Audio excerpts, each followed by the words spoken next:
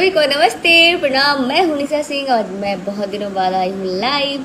और आज एक बहुत ही प्यारा सॉन्ग रिलीज हुआ है स्पीड रिकॉर्ड भोजपुरी पे खेसारी सर और मेरी आवाज़ में, जिनके राइटर हैं अखिलेश कश्यप जी, मोनू साहू जी और रोशन सिंह जी ने म्यूज़िक दिया है। और बहुत ही प्यारा वीडियो शूट हुआ है जिसमें अमीषा शर्मा ने काम किया, जो मेरी बहुत ही अच्छी दोस्त है।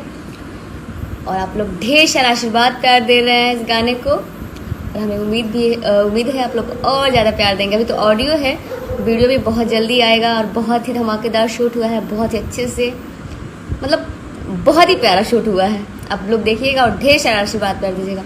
फिलहाल आप लोग ऑडियो सुनिए और बताइए कैसा लग रहा है।